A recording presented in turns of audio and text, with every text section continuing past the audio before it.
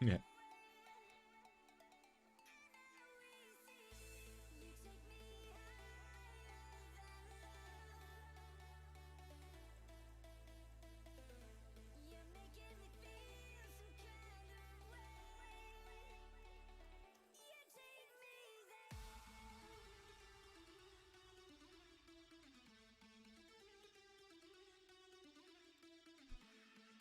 Boop. Can't do a 4.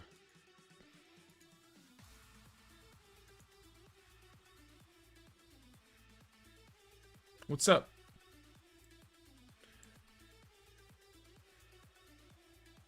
Zemo, yes. Whew.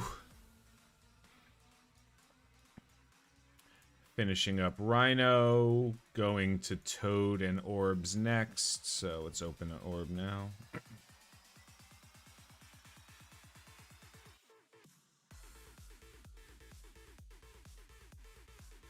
What's up? Ooh. What's up, man?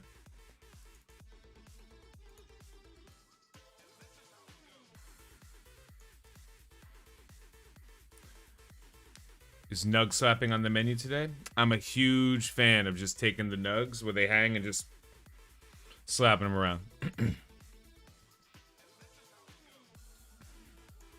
It's going well. Just wanted to get through. Ugh. Ugh. Ugh. Anything here not suck? That should be good enough.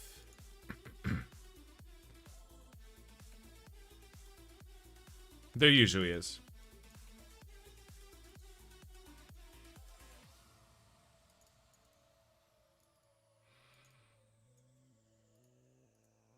There, let's do that. She's ready to go now.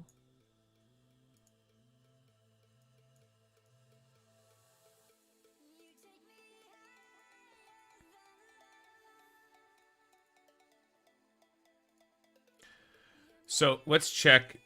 I've done very little today to save a lot of it for the video today. You see today's Falcon and Winter Soldier yet? No, not yet. I'll be watching that probably later tonight.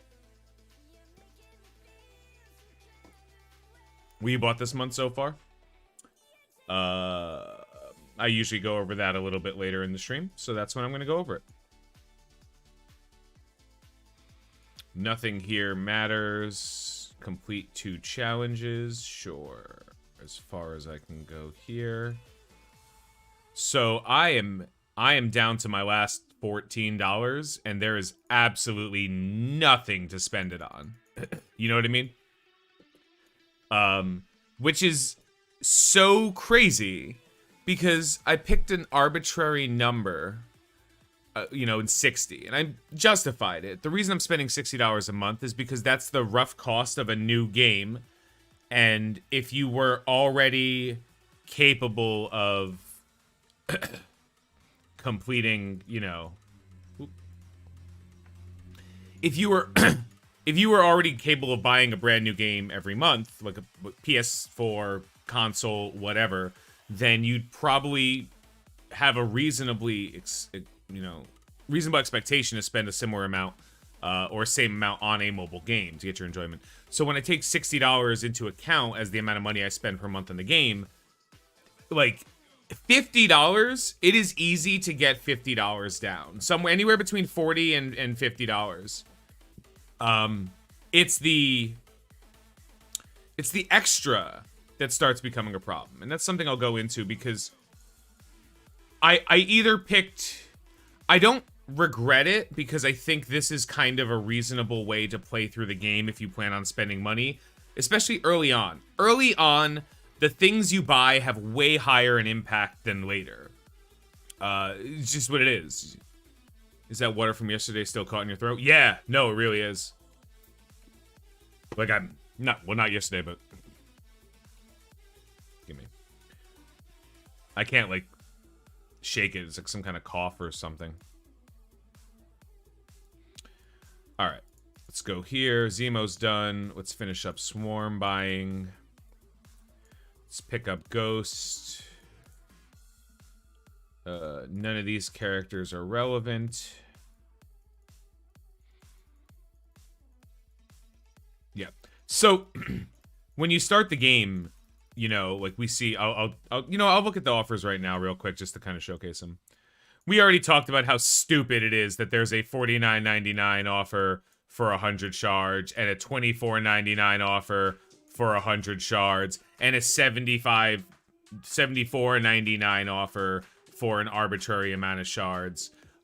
There's so much that it's crazy. This is probably the offer starting next month I'm going to be statically buying every month. 3,000 energy is obviously 3,000 experience points, which probably the most efficient way to get them in the game. Plus about 500,000 gold just in general, plus all of the extra resources you can farm, especially if it lines up with like a double drop that you're looking for. This pack ends up being one of the best packs. Even after you hit level cap, this pack ends up being really good because it helps you farm more than you would reasonably be able to do. So, like, this is... After we get through the waves... This is garbage. But after we get through the waves of character packs... like, this is a great character pack. I would potentially buy this pack. This would probably be the third best pack on the list. And I would buy this if, you know, next month this pack is still available to me. I'd probably buy this pack because it's basically the last $24.99 pack that makes a huge impact in your... Excuse me, it's killing me. Makes a huge impact in your progression, because this will allow you to get Magneto. The problem is Magneto's coming in like a week. There is no way with like moderate spending, a person at 5 weeks in the game is getting Magneto. That can't happen. What's up, Hunter? Like, you can't do it. If there's no account that is capable that started when I did, that's going to have Magneto for less than, I'm gonna say, couple $100 into the game at this point, you know? So,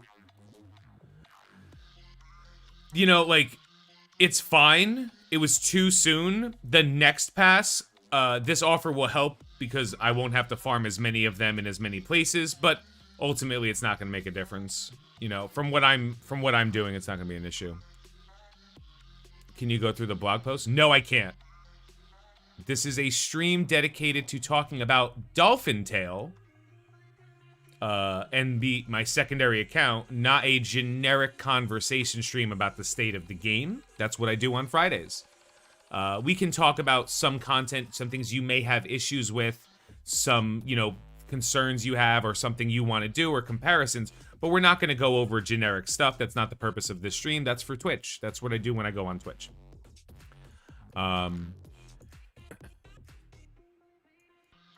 Obviously, if something ridiculous happens in the game, that might be a little bit more reasonable, but unless this is a standard issue blog post, which they tend to not be important.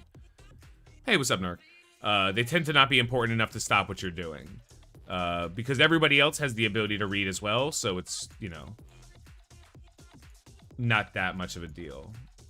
So none of these offers are jumping out. It's very unlikely I'll be buying any of this one, maybe, but because, like I said, because we have 2 weeks left in the month, my limit, the amount of money I could spend left is $15, and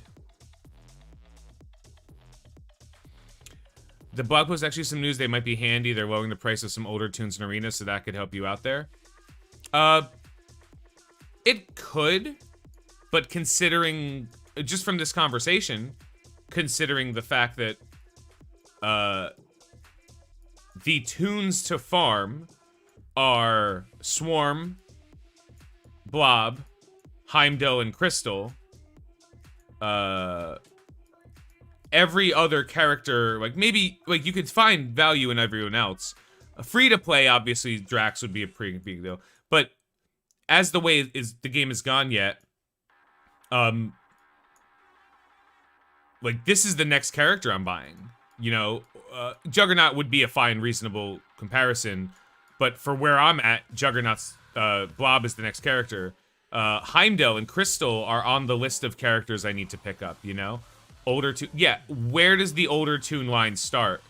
Does it specifically start, like, you know, is it older than Human Torch? Because if Heimdall's 350, that makes impact to me for the future. It doesn't change anything. There's no reason to make more of a difference because it doesn't impact the early stages of the game. If all of these tunes get lower, that's just, that great. That has no direct impact on any player in the game. It really doesn't. It makes you get more resources, but it makes everybody get the same amount of resources. And it doesn't change your early game progression. Like, what you would be working on early doesn't matter, and then it doesn't really open up much from the conversation. So if that's the case, it's not that big of a deal. Now, if they lowered the price of all tunes to 350, or all but the most recent one to 350, I'd say that's great. That would be amazing, actually. Silver Surfer is going into raid milestones and arena store change. Yes. Cool. I'm very happy that, like, that's Silver Surfer's, what's the word? That's his recurring access. That's huge. That's huge. That Surfer's recurring access is going to be raids, because it's going to help every player progress Surfer without necessarily gating it, you know, behind RNG to an nth degree. Now, obviously, the further you are in the game, the more likely you are to get raid Surfer milestones. But again, the problem with these blog posts, and the reason why I don't like to go over them in general, the problem with these blog posts, very simple, right? They tell you what's going to happen. Remember when they had announced the anniversary event, right? They announced the anniversary event, and we're like, cool, yeah, these are the things that are going to be rewarded. These are the things that you're going to need to do. Sounds great. And then when you get into the meat of it, it's misses, you know? The best events I've seen in a long time are, like, just pretty good. So while they might be adding Surfer to raid milestones, that could be great. Philosopher was right about what? That Surfer was going to be released through raid milestones? I mean, he's in the arena pass. Right?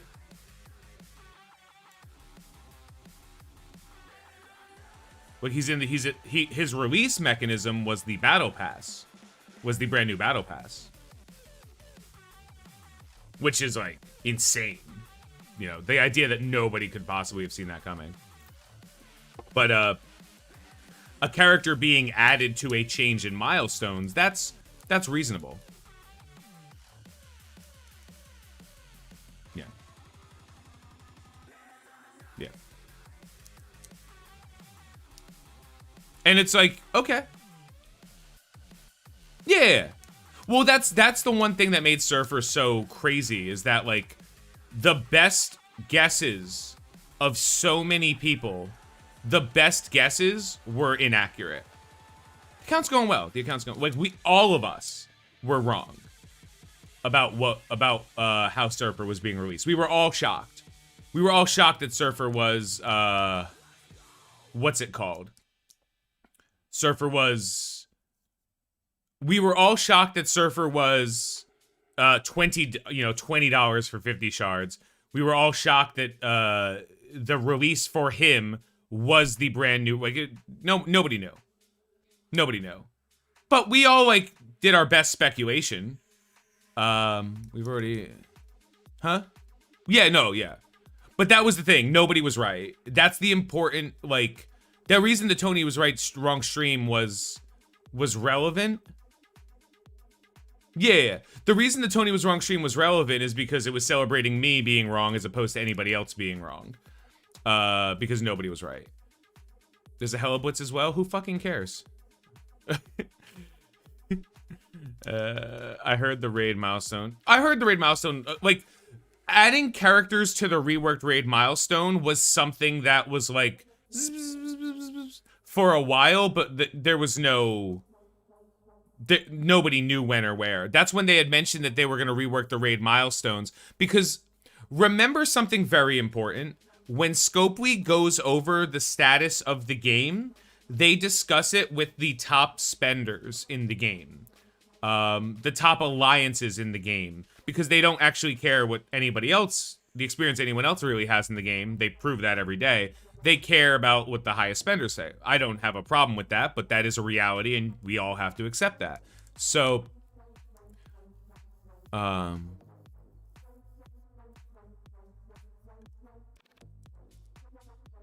in the you know, sake of the conversation, like, things need to change, but as a tradition, if you remember back in the old day from Pants of Hulk's Discord, used to have information because there were people within Pants of Hulk who were working very closely with Cerebro and some of the devs to fine-tune some of the inserts. So when War was a game mode, it started off as a game mode where they tested it among the highest, you know, the highest powered alliances in the game, which is hilarious to me because that's probably why the highest powered alliances in the game like go super duper hard on War all the time and really talk about it like it's a very important game mode. But to the average player of the game, War is anywhere from completely unplayable to just another task. They really don't develop the game across the board. They really develop top down. So when you find out, like, Pants of Hulk used to also have good information because they were directly, and I'm not saying just Pants of Hulk, but they specifically used to have pretty good information. They also had pretty bad information. I think Pants of Hulk was some of the people that implied that Cyclops would be unlocked with the Inhumans. I think that was one of theirs. You know, not all their information is accurate, but they do have some. And the same thing with ISOs. When ISOs had came out, there was a handful of content creators involved in it, but they did, in general, produce a pretty decent result. And that's because the first passes of ISO 8s were like whale exclusive, and then they started opening it up more and more and more, and we ended up with the game mode the way it is right now, the game design way it is right now. So the ISO 8 game design, as far as it's concerned, is really, really good, and even going further in the future. Damon, a lot of my alliance is not even touching defenders. I told them they are fine for a small investment until you get the characters for their new team. Would you agree? Yeah, I think, God's honest truth, unpopular opinion coming up. I think that the defenders are now no different than the Wave 1 Avengers, in terms of starting team value. The major difference is, one character in the Wave 1 Avengers, Thor, is also useful to unlock a legendary character eventually, you know? So if you want to make the argument of which team is the best, it's still the Wave 1 Avengers, but as a starting team, the Defenders really, really, really did a great job. Scopely did a phenomenal job of giving the Defenders early game value and splintered later late game value. And, well, we don't know that for a fact yet, but you will see that with the next patch and with Colleen Wing. So it's less terrible to start with the Defenders than it was literally since maybe a couple months after they were reworked in the first place. Still not the best option, but now at least your investment in those core characters, we'll say getting them to about, you know, 4 or 5 star, purple gear, you know, gear tier 10, if that ended up being your defender's team, you know, just simple, you know, level 60, gear tier 10, 6664, or something along those lines, you know, a standard purple gear character, if that was the investment you worked the defenders up to and then stopped to move to another team or work on something more impactful, that would be beneficial to you, because later on, as you're pulling in Moon Knight and, you know, White Tiger when they become available, you won't have to start from scratch and work them up. So it's a good option. It's not the best option, but it's a good option. As far as just working on the defenders, they're a blitz team. That's literally all they do, and they don't even do that well. They do have some splash value in gamma raids, so you can get value out of them there. But in general, you're not going to get your dividends back on them. They're one of the lowest impact teams in the game, right? They're one of the lowest impact teams in the game. They literally take too much to get value out of at any time.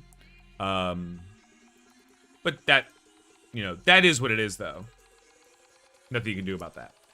I still think Wave 1 is still the best team to start with at the beginning of the game. But again, if you're the type of person who wants to believe that your starting team needs to continue to be invested in, then I'm sorry, you missed the point of this game. Like, you missed the point of this game. A conversation I was having the other day with somebody really brought this up. How high would you gear them as a new player? The same I would gear any character as a new player until I'm done with them, and then move on. Period. Until they are done. So, and done is, you know, like the same thing my Wave 1 Avengers. My Wave 1 Avengers are not being taken past level 60. Thor might be, for obvious reasons. Iron Man is stopped now. And I won't touch Iron Man until I have a need for the power armor team. You know, they're done. So now we're actually technically done with Wave 1 Avengers on this team right now. We're starting to bleed into what the next version of this game, of the gameplay is going to look like for me. And thankfully, we're getting some good blitzes, which are true, literally, all the time. There's always some blitz, some event, some character going on that sucks for, like, people who played the game for a while. But for a new player, it's amazing. We just happened to have a couple of blitzes recently that, like, were huge impact for me. And now we have a Sinister one going on. And I'm not going to, you know, 7-star Sinister from this blitz. I'm probably not even going to get an unlock of Sinister. But if I end up with about 40 to 50 extra Sinister shards than I wouldn't have had otherwise, that's good enough for me to not necessarily worry too much about accruing more points and going on. So it's one of the reasons why I'm releasing that blitz sheet to everybody. Patreon saw it for this entire week. Tomorrow I'm going to give it to everybody. Is just to understand that, like, you don't... Yes, getting top score in blitzing is no longer a skill. It used to be a skill. You used to be able to do better than another person because you could play the game mode correctly, learn how to use your teams right. That was a huge thing for people who, like, came to my stream. They came to blitz better. And as a result, a lot of people were hitting top 1,500, 2,000, you know, prior to this rework. Now, that's not the case. But what is the case is figuring out how to get as many extra shards without pissing yourself. And my goal still is for you as a player to get a reasonable blitz score based on your core TCP without setting an alarm every 2 hours and logging in and doing it. You should be able to do about 3 to 4 blitz rotations, you know, simming blitz rotations a day, and then where your TCP is going to change where that goes. So that's all math that I'm working out for you guys so you can get a little bit better. Because, like I said, unlocking characters through blitz is no longer fucking relevant anymore, unless they're 45 shard unlocks, like 100 stars and getting 4 stars. We just can't do that. That's just not where the game has taken us to. So, cool, I can lose. So, that's fine. But you still want to be able to make some, like, high impact, like, character growth. So, no one gave a shit about Nebula's Blitz, I hope. Right? So, like, no one cares. And it's not even like Nebula's an okay right now, but eventually she'll be reworked, right? Eventually every character is not going to suck completely. Like, the Defenders sucked, and now half of them are on Shadowlands, and half of them are going to be on the Heroes for Hire. And that's great. But you got to be, like, aware that, like, you're not going to farm Nebula. And even if they rework Nebula and she becomes the best character in the game, which they won't and she won't, like, it's not going to kill anybody. You know, you're not going to go out of here. You're not going to be like, darn, I wish I had worked more on her. You know, never going to happen. But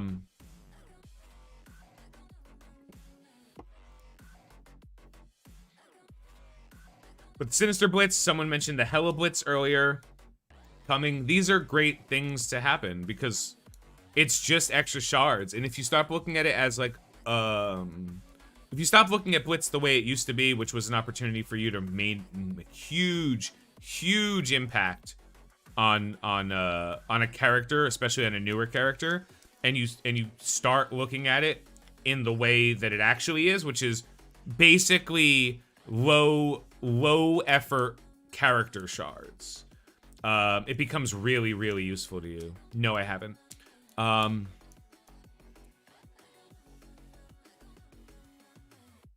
Boop. Oh my god, why is it still going?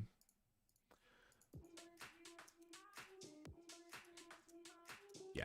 Who wants Nebula? Nobody right now. But at the same point, you replace Nebula with Quake, and now there's an overlap. Someone's like, oh, Quake sucks, but she's necessary for a legendary, or useful for a legendary unlock.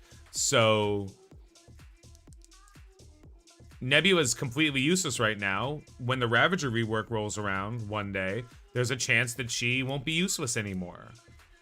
Will you care? Probably not. You'll care as much as you care when, like, Merc's Soldier was reworked for the Mercenary team, or the Skilletary team, you know? You're like, cool, I'm not working on it. Or you're the kind of person who's like, I don't mind working on every character. I like to see Yu-Gi-Oh numbers, so, like, go for it, you know?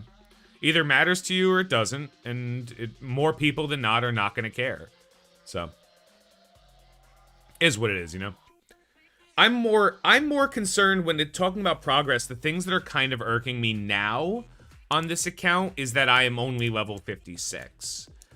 There's a couple of things that I've kind of been talking about, like, a little, but I really want to hammer home today, because this is the end of the 5th week, the beginning of the 6th week of play in this game. I have averaged 11 levels a week. You know what I mean? Like, I'm level 56, so every week I've gained about 11 levels. Obviously, that's not accurate, you know? Like, the first 20 were real easy. It was like the first week or so. But, like, that's the point. So if you're looking at it, how long it takes to extend, I'm not missing stuff. I'm not leaving energy on the floor. I'm hitting all my energy impacts. I'm blitzing to the best of my ability, which really doesn't make a difference as far as progression is concerned. But we even see, compared to my free-to-play account, every time, I'm only like a level and a half further ahead as far as level is concerned. My power is through the roof. I could do more with better. Let's see what's going on with Arena. Ugh, who hit me? Who dares?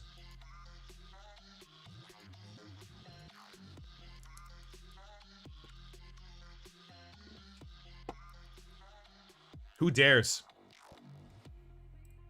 I was top 30 yesterday. Mag's the best starting legend to throw max resources at, since he's great from beginning to end. What do you mean max resources?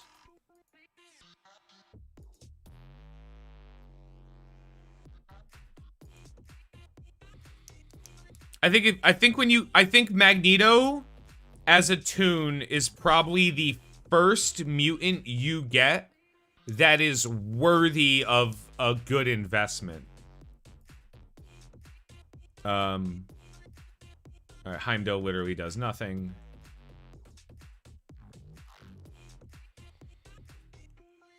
Where's the same jacket from Defenseless? Oh, I haven't checked Defenseless yet. Also, it's like super hot. So like I can't wear a lot of the hoodies. It's like super hot in my house.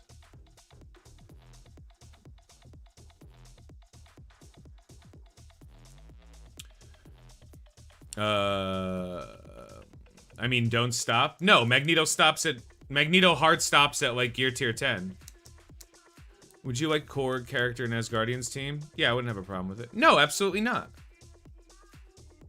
I don't think you get your... I think there's only maybe 1, 2, 3, 4, 5. Yeah, but you're missing the point if you think that characters that are good need to be brought up to gear tier 15. You're missing the point. Tasky, Loki, Hella, Megas. That seems fine. That seems real good. I also wouldn't re-roll because the re-roll takes like a week.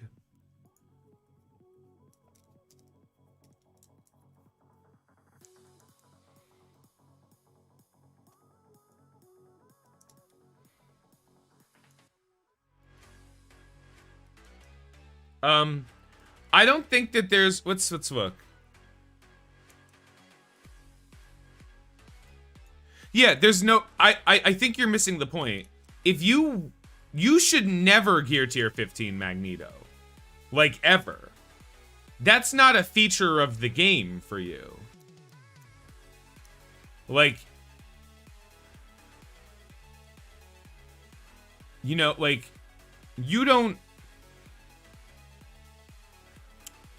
Magneto is the first highest impact character, and when Magneto falls off, there's no degree of investment that changes his value. So Magneto at gear tier 10, 11, or 12 is as powerful a character for what you need him to do as he was the day you unlocked him, as he is at endgame. So I don't see it. Like, I don't think you should ever have a gear. I don't think your Magneto gets... Maybe you can justify, like, orange gear from a war offense perspective, but even then, that's only when you need to push your team to higher 400 Ks as higher up. What do you think you'd be in Arena without Silver Surfer? I was top 100 without Silver Surfer. Because I just didn't want to like constantly fight the same 3 fights over and over again. So I was a top 100 account, but when you get Surfer, you put everything into him because Surfer is amazing.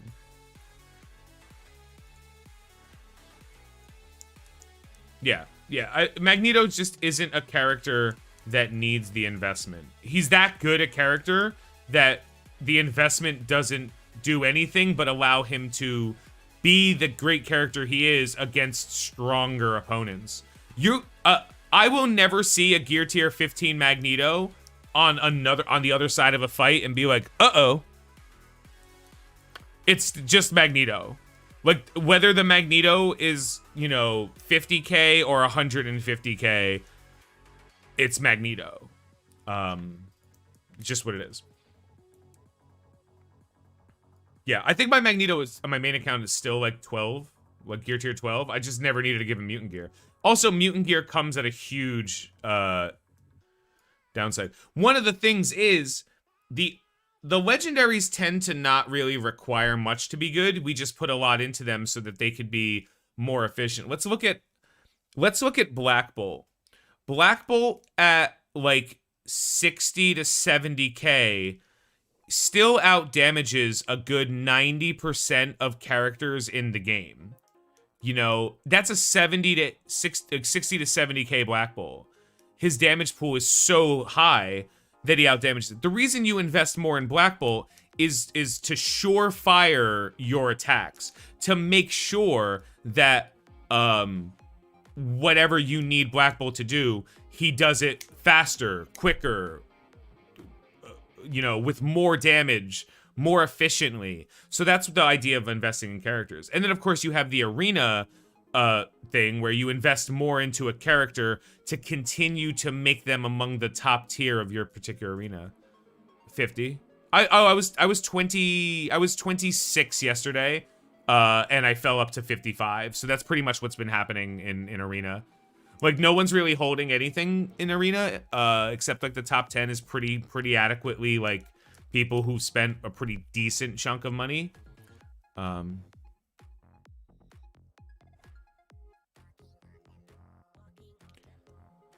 So as long as he's strong enough there, yeah, that's it. Is it worth to make Power Armor Nick Coulson for war or skip them?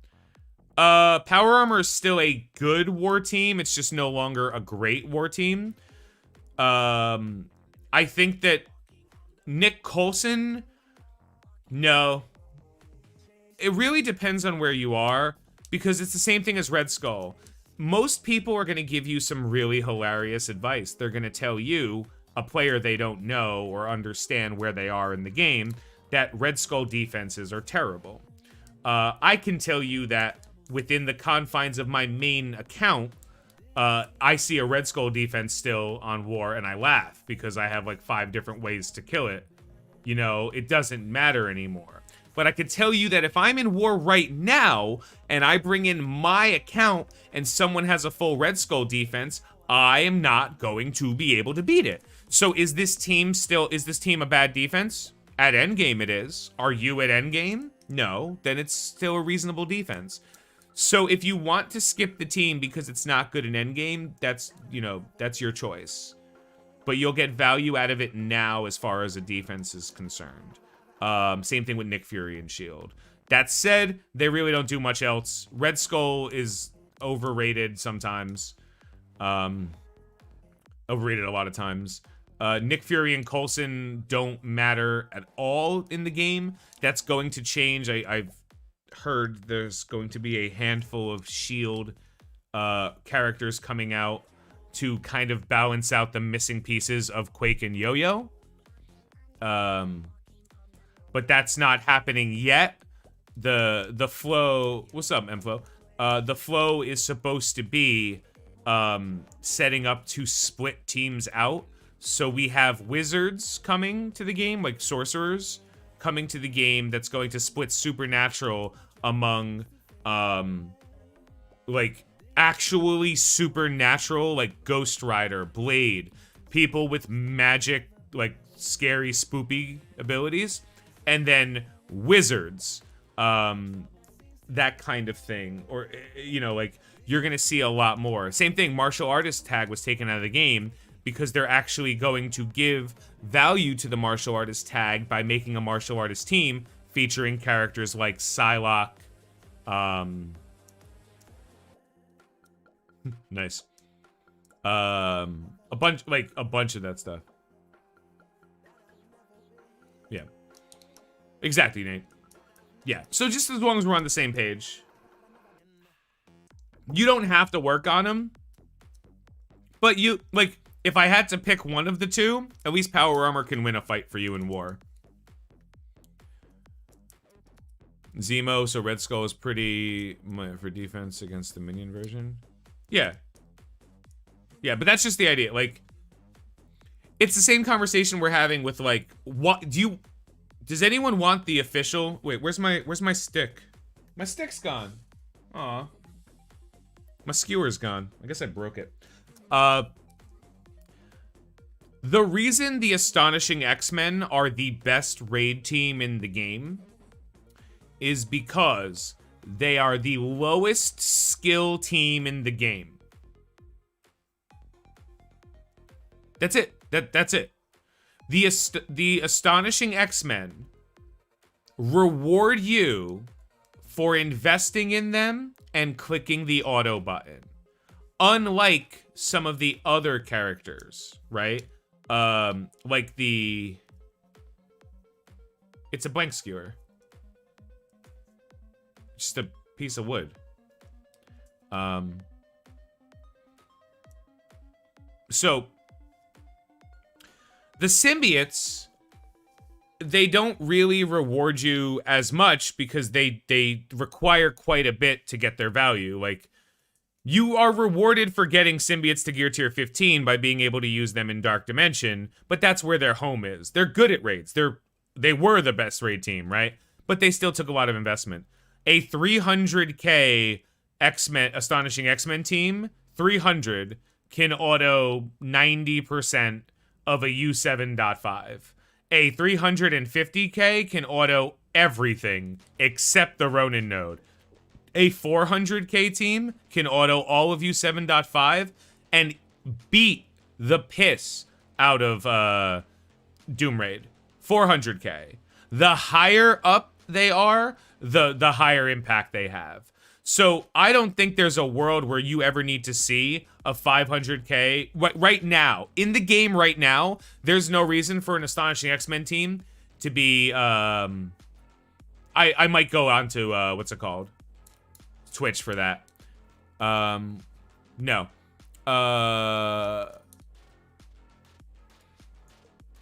Sorry, just reading chat and answering. Starting from the bottom, working up. So... the lowest skill team in the game is the Astonishing X-Men, right? But like they take no skill. They take, do it, put it in, go. The second lowest skill cap team in the game is the X Factor team. You do not need to do anything other than load them into war, click auto, and they will win. They aren't as good or as efficient as the Astonishing X-Men are. They require a little bit more gear, a little bit more investment. Ghost. Ghost flow. And then follow up to Ghost would be Zemo. This way you just have the characters ready for the future stuff they're doing. CM is the only waste on that team. But even then, you'll be fine with her. If you don't have Jubilee, you don't have the Astonishing X-Men, so don't ask about it. I'm not being mean, I'm helping you. If you're missing a part of a team, don't try to build potential parts of a team. You do what you can to get the team. Teams are not tags. For everybody to hear it. A team is not people who have the tag. A team is 5 characters who work well together to accomplish a task. If you do not have the Astonishing X-Men, your own, or specifically Jubilee, your goal is to get Jubilee so that you do have the Astonishing X-Men. If you just want to use them for like Blitz or something, you could throw like Phoenix on the team or you know, whatever else you have. You shouldn't be an issue. But teams are not like just a group of people who share their we can see that Skill Military is not an impressive team, even though they have that tag that benefits them. The Guardians work well together, but they're not an impressive team. Teams are what the squad teams are the squad of 5 characters that accomplish the task. People say all the time, like, I have this fight all the time with people, you know. They're like, well, it's a squad-based game. I'm like, yes, the squad is 5 characters, not any specific 5. And then they'll be like, well, you should work on a team for some reason. And then I usually say, cool, which skill-based team are you investing in to do Doom Raid? Because the only skill-based team in the game is Fury Shield. So has anybody went into Doom Raid with a Fury Shield team on the skill nodes to be able to complete them? Because if the answer is no, then that tells you everything you need to know. The best skill team in the game has nothing to do with characters that share a tag. The best tech team in the game has nothing to do with characters that share a tag. As a matter of fact, I think there's no overlap among any of the tech characters that you use in Doom Raid. So this game has never been about building specific characters. You just utilize the teams when they're together. So the Astonishing X-Men team isn't as many Astonishing X-Men I could put together and go. The Astonishing X-Men team is very specifically all 5 Astonishing X-Men at certain investment that does something. Outside of that, if you have Jubilee, you could build a second team. What you see in war, people are using, what do they call it? BBC, Black Bolt Coulson. Because there's no other reason to ever think BBC is an acronym for anything else. Or, you know, other weird hybrid teams. Hybrid teams are great, and they're necessary for the gameplay, but you can't treat a hybrid team too reliably. The last incredibly successful hybrid team we had was the BKT, the Best Kree team, which was Star-Lord, Rocket, Thanos, Minerva, and Groot. And that team... Yes, that's exactly what it is. Crisis. That team was the last team that was organic and people threw together. Should I get Pimtech? So I should get Pimtech to how many stars to get a 400k Astonishing X-Men? Pimtech to how many stars? You could get a 400k Astonishing X-Men if your entire X-Men team is 4-star, and obviously Jubilee. But Pimtech, a 5-star Jubilee. My Jubilee is 5-star, gear tier 14, 4 reds, 2 tier 4s in her, I think, maybe 3, and she's 95k. So that's to show you what you can do investing in key characters. You don't need much. My Bishop is 4-star, 4 red, gear tier 13, 84k, with like a little bit, I think the same number of tier 4s. So the investment you put in your character, stars don't matter too much. But Pimtech doesn't need to be fucking anything. As a matter of fact, Pimtech, if you exclusively invest in Yellow Jacket and Ghost, if you exclusively invest in those 2 characters, you'll be fine. Now, I'm starting to get a little bit afraid. I'm starting to think people are hearing me say the Astonishing X-Men are the best raid team in the game because of whatever, because they're, I don't know, and that people are like, I have to stop what I'm doing now and get the Astonishing X-Men. No. That's not what I'm saying. Because if you're not already at the point where the Astonishing X-Men are your priority, skipping whatever you're working on now to work towards that might actually hurt you more than it helps you, because you're going to be missing out on the materials. Now, here's something I want you guys to see from my investment line. So these are the top 5 characters I have investment in. These are going to stop, right? We're done with Cap for the most part. We're done with Thor. We're done with Hulk for the most part. Like, these guys, they might get some levels, but they're probably not getting much else. They're gear tier 10, so they're not seeing any more gear ever. Like, these guys are done. Thor will get stronger as I need him later, but right now, he's done. They're done. You know, like Hulk. Hulk is going to get stronger from still. We're not putting anything into him. The Wave 1 Avengers have served their purpose for me. They got me through early game raids and early game arena to hold a top 50 spot in arena so that I can obtain the resources I need to work on the characters I need. I'm going to have a 5-star Shuri relatively soon, right? Like, I just have these idiots to farm every day, and I didn't actually farm them today, so let's go. And there's no reason not to farm them. Like, they'll be fine, and they'll have a little bit more value later. Yellow Jacket and Ghost 200k? That's too much. That's already too much. If you have Ghost and Yellow Jacket at, like, 50 to 60k, the rest of the team is gonna, they just have to be present. You'll be able to unlock it. But in general, just as a rule, if you want to unlock a character and you don't want to overinvest, stop, don't spend gear while you're waiting for the character to come. So just save the gear up so that when you go into the fight, if it's hard and you want to spend a little bit more, you have a little bit of gold left, a little bit of gear, maybe some ability materials or whatever, or training materials, whatever it takes to get your characters just a little bit stronger to get them where they need to be. Did I just farm him? I feel like I just farmed him.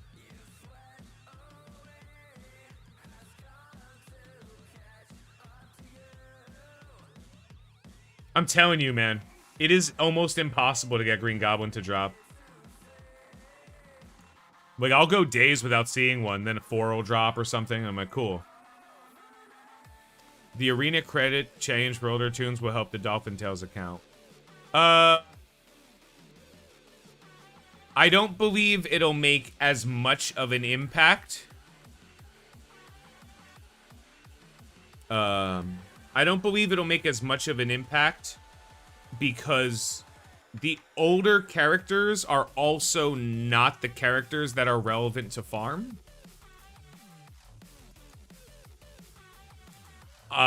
Okay, let me put it to you in a better, clearer way.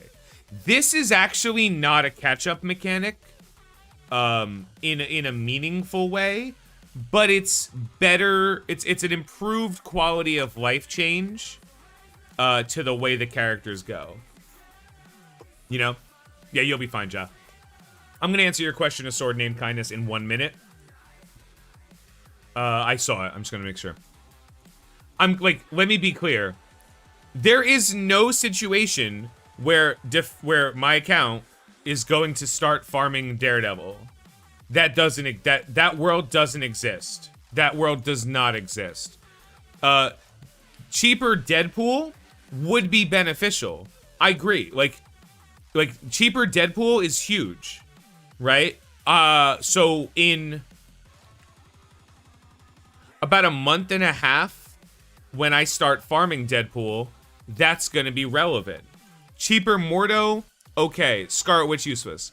These right here, Swarm, Corvus Glaive, Blob, Crystal, and Heimdall. These are the 5 characters that are the most reliable and highest impact characters for a new player to have to farm. Now, you don't have to farm Swarm. You can farm Vulture. And to be honest, now that Vulture is cheaper, it is reasonable now to say farm Vulture with the arena credits, if that's the case, right? Farm Vulture with arena credits. That's totally reasonable because you'll get more for less. You'll be able to buy him more frequently. You'll finish him up faster. So, do I regret starting with Swarm? No, Swarm is a better character than Vulture. Would I change it? Yeah, because Vulture is a more efficient way to get the good character I want, and I don't really care about Swarm until later. So, with the exception of these 2 characters, and again, Drax, Quake, Daredevil, great. There's huge value that's going to be added here. This is a pretty reasonable attempt at a catch-up mechanic. But the main priorities every new player should work on in a flow of, like, to progress their roster and become stronger are still these 5. You know, maybe not Corvus. So these 4 characters as far as unlocking legendaries and getting value out of the investment. And it's just not there. It's not like there's value. Like, no matter how you slice it, Blob is still a better investment than Juggernaut, but if Juggernaut's cheaper, that's hair. I'm okay with it. I think it's a great change. I'm not criticizing the change. I just don't think it's I don't think it's like, we don't worship them for this. You know, like, this isn't a great, thank God they did this. This is a, cool. Like, that makes sense. These characters are lower impact. They should be cheaper. So it's okay, but it's not going to have the impact that you think it's going to on me. At least it's not going to be an impact that's going to be felt now because I need to maintain a pretty reasonably high arena ranking no matter what in order to get ahead anyway. And I'm not going to be obtaining a high arena ranking investing in characters like Deadpool, Mordo, Drax, Quake, Daredevil. You know what I mean? That's what I'm saying. Still good, still great, not being critical, but hey, a phone's calling me from Florida. What's your opinion of the Doom campaign blocking access to Legendary Unlock? Do you think it's a good, encouraging growth or an impediment to catch-up mechanics? Okay, so that is the official question A Sword Named Kindness just asked. Here's my official, long-winded Tony Scungili asshole response to that. Here is Heroes. Yeah. It's a good thing. I'm super happy about it, but ultimately, like, it doesn't make the splash that a lot of people think it will because those characters don't make the splash. I cannot progress until I'm level 70. I'm level 56. First of all, why? Why? Why? We all know it. I've been talking about it for months. Why? Why? Why? Why? Why can't I do this fight? Is it because the fight's too hard? Let the fight tell me that. Let the fight tell me that. Let me go into the fight, get my shit pushed in, and then I'm like, oh, I'm not able to do this fight. Also, why? Why is this fight that much harder? It's a campaign. So, one, I don't get it. I don't get it. Two, let's look at villains. First of all, I don't even have a reason to finish this node. Like, to progress. So I haven't. I just stopped, right? I just stopped caring. Because none of these nodes matter at all. These are all dumb, easy nodes that I don't care about progressing in. And I know for a fact I can't do anything until this is done, which is level 70. Okay, cool. Let's check Nexus out. Requires prayer level 58. So in 2 levels, I can progress in Nexus.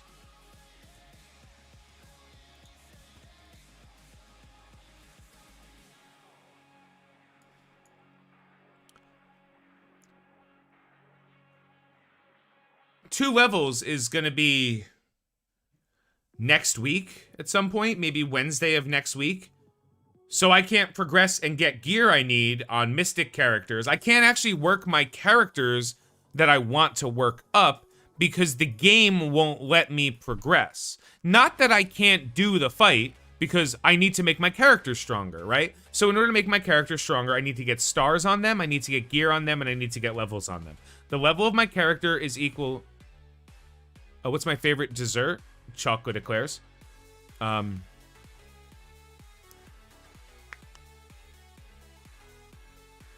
So, I can't progress my characters because I can't farm the gear I need for my characters because I can't progress my level, which is the other way to progress my characters, and obviously, shard and star farming is situational at best. So, when we look at the fact that there are legendary unlocks placed in Doom raids, Doom campaign, I don't actually have a problem at all with characters being placed in more difficult nodes.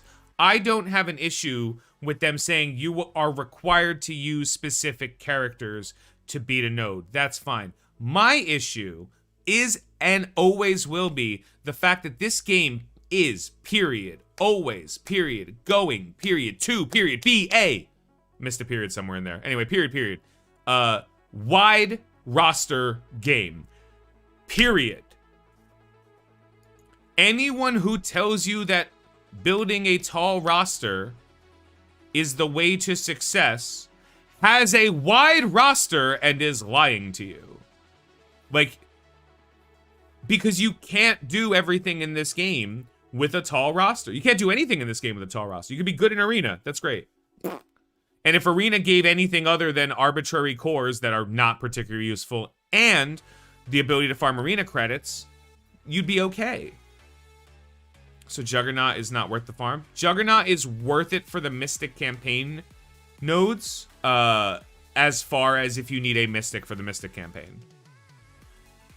Would you have bought 3,000 energy instead of Battle Pass? Would you have progressed further in level? Not much. I mean, you're asking if I added 3,000 to my account, 3,000 energy instead of the 200, would my level be higher? Yes, of course it would have. But I wouldn't have, like, yes, if I spent money on something else, I would be in a different situation. But that doesn't mean anything.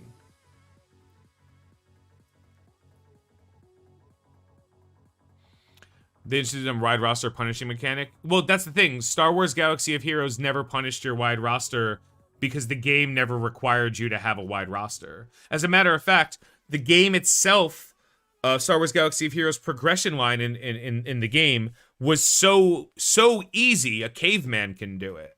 You know, like, it punished people with no foresight. As far, like, same thing with Dragon Champions. It punishes people who don't have the foresight to to know that, like, you don't have to work on everything. You have to work on specific things. So to me, that's fine. But I also kind of wish there was a way you could recover an amount of resources. You know? Like, hey, I've invested in a character. I'd like to spend credits or something and get a percentage of those back to remove the investment in the character.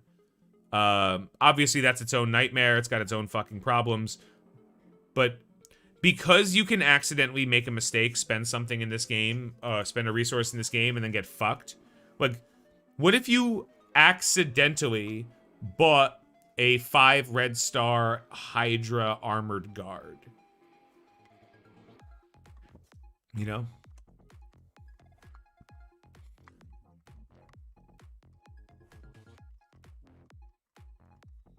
I think that mechanic is pretty much an idle-only feature. Yeah. Yeah, exactly, Honeycomb.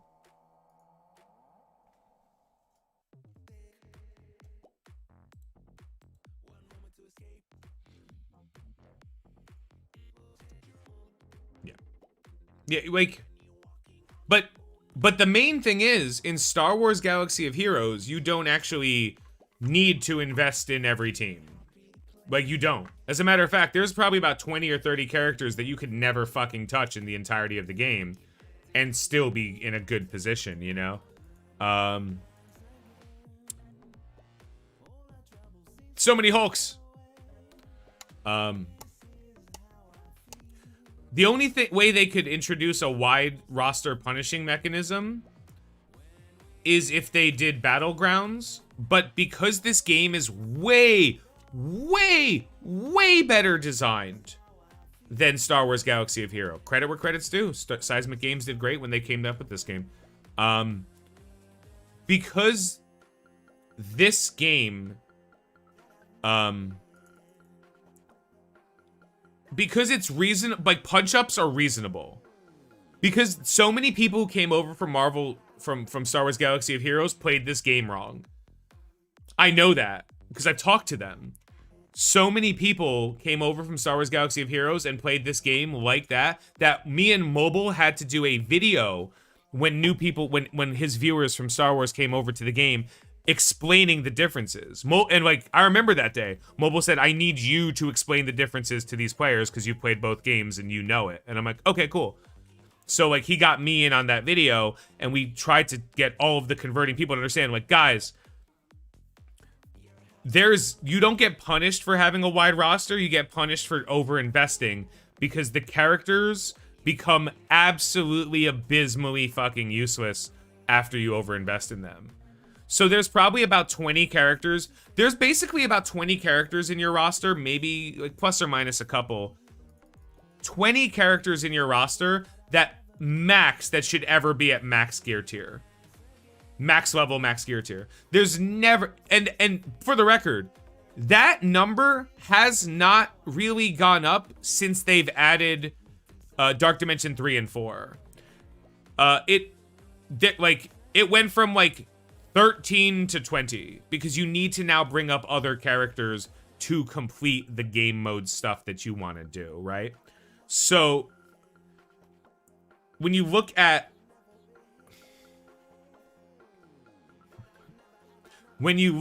like the game modes that punish it, so unlocking too much investment on Nebula, I mean, like, the issue with characters like Nebula is in the very, very early stages of the game when you unlock her, because she's like a 15 shard unlock and you get her with a Happy Meal.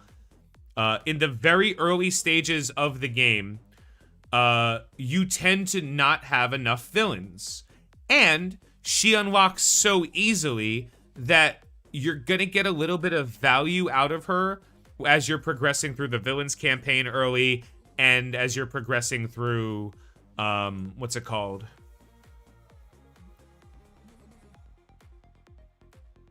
Brain fart.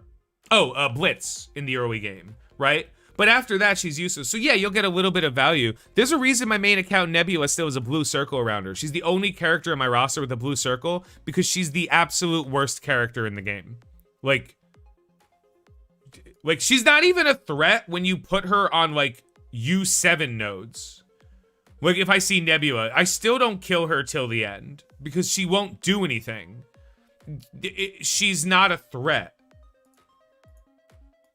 So you can unlock characters, but and again, look at it from the perspective I'm showing you now. Purple gear, I can't reliably get purple gear. So purple gear is my reach. Blue gear, that's my base, that's my home, and green gear is garbage, right? So most of the characters in my roster that I'm gonna work on, right, are going to take as much blue gear as I can give them, but I'm fundamentally limited, being level 56. Whatever, you guys will figure this out. I'm fundamentally limited in how much purple gear I could put into them. I don't have the access to purple gear. I don't have the I can't get as many raid nodes, you know? My war store credits, I can use them to unlock purple gear orbs. My blitz credits that I get from the milestone orbs, or the blitz gear orbs that are milestone credit. Fuck it, you know what I'm talking about. Those fucking things. Those things, like, those go towards purple gear. So purple gear is the gear that my bottleneck is currently at right now. The problem is, my purple gear bottleneck is only going to exist for the next 5 levels. Because, I'm sorry, my purple gear bottleneck is only going to be my main bottleneck for the next 5 levels. Because the second I hit 60, 61, orange gear starts showing up. I think it's 61. It might be 64. I don't know. Don't get mad at me. But, like, once orange gear shows up, that's a new bottleneck added on top of the previous bottleneck. So I'm still bottlenecked on purple gear, but now there's a whole new gear that I'm going to need to make my characters more competitive on the line. And blue gear is going to go away. So basically the way it works is in the very early stages of the game, green gear is all that matters to you.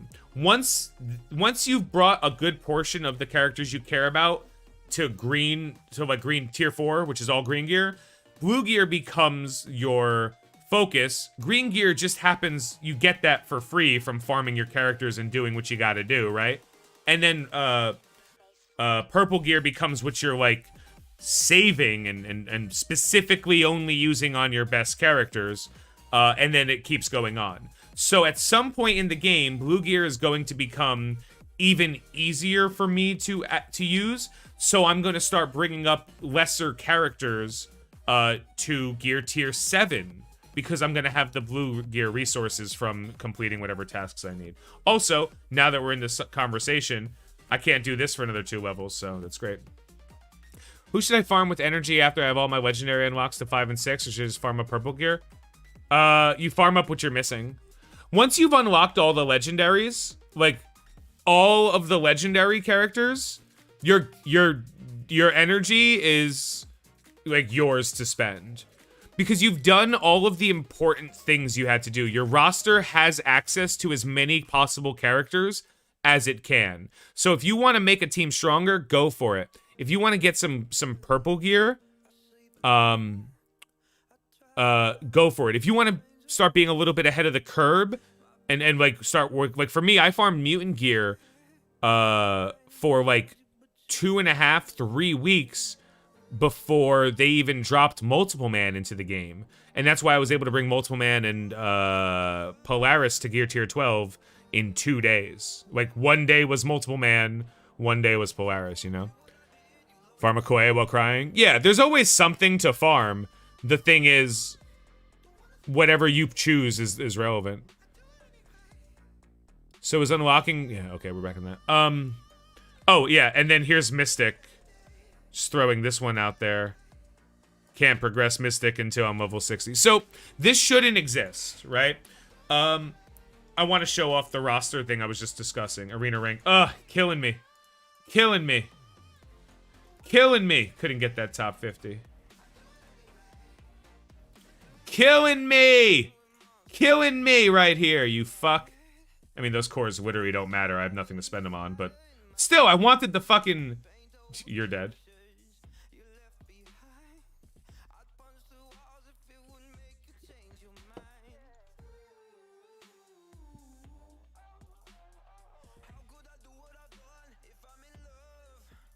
Yeah. Yeah. And Jack brought up a point too. Jack said he learned his lesson by only working on usable characters. That's true. The thing is, there's a lot of usable characters.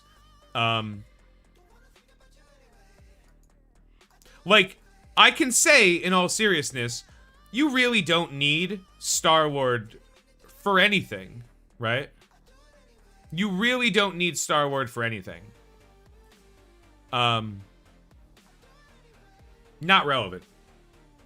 But if you happen to use Star-Lord or have Star-Lord, you can get value out of him in a lot of game modes.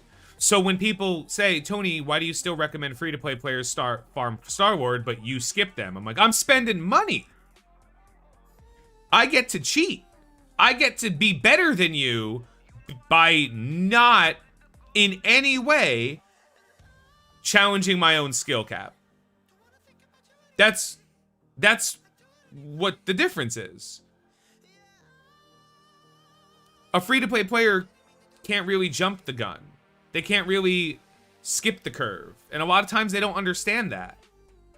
But you can't really jump the curve, you know? You have to just follow the path of growth and build your roster wide so that you have at least the opportunity to produce decent value among certain things. And that's specific to just free-to-play players. Once you're spending money, it opens up wider. So I might never unlock Star-Lord on this account. Because the impact of Star-Lord to me isn't as high as what I can get from spending money, like what I did with buying Minerva, buying Silver Surfer, etc., etc., etc., etc., etc. There are game modes on my main account that I use Star-Lord for all the time because I have investment in him from a period of time where he was relevant. That's something a free-to-play player needs to see. Like, hey, it's not a waste. You'll get something out of it. It's just not the absolute best thing you're going to do.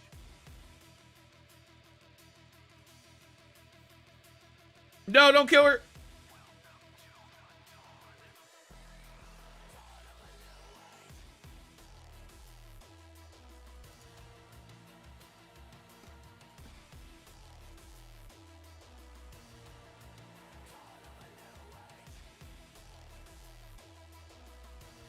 Oh my god, I have to do this for 30 minutes?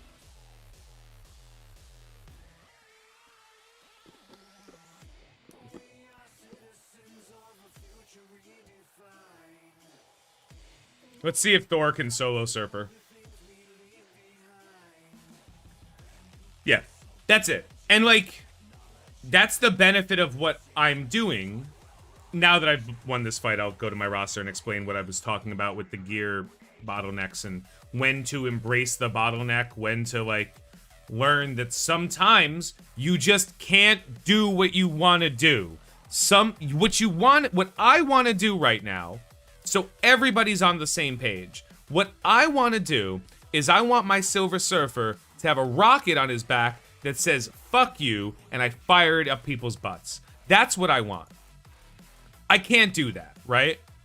I can't do that for a lot of reasons. One, I'm limited to how much I could put on him here as level. Two, I cannot find anything. I cannot farm advanced esoteric glyphs from anywhere except ISO missions. You know? Like, he's Dobbs. He's dead on board. This is Surfer. Sure, I could put a little bit more here. I'm not looking for 2% increases in value. 2% ain't gonna make a difference. 15% is. And all the percents they're gonna add up are gonna add up when I get them all there. I can't do anything. So that's something I want to do. I can't. Okay, cool.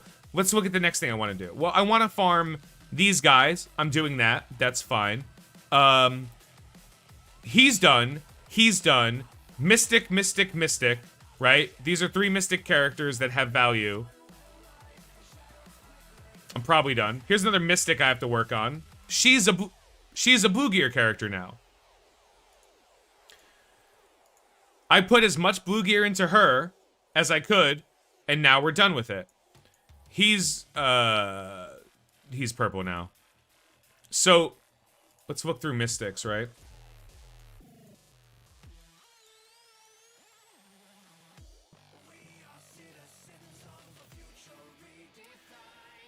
Doctor Strange is theoretically the next Mystic I want to work on, right? Because he's part of a team, he's not bad, whatever. Every other Mystic I currently have unlocked can go themselves. I don't know why I bleeped myself. Go poop themselves. That's what I said. I'm not cursing for any reason. Like, these characters suck. I don't need them. I don't want them. I'm not going to touch them. White Tiger, if I luck sack and pull a White Tiger, she's probably high up on my list of characters to invest in. Ronin? No. Iron Fist? No. Moon Knight? No. Hela. Guess what? The second I unlock Hela, she gets all my Mystic gear and all my blue gear. She gets it. She's that good. Not so much many other characters, right? Like, not gonna happen, not gonna happen, not gonna happen. Very unlikely, unlikely, garbage, garbage, garbage. Like, that's just it. That's what's the characters you invest in. Good characters, you put together good character teams.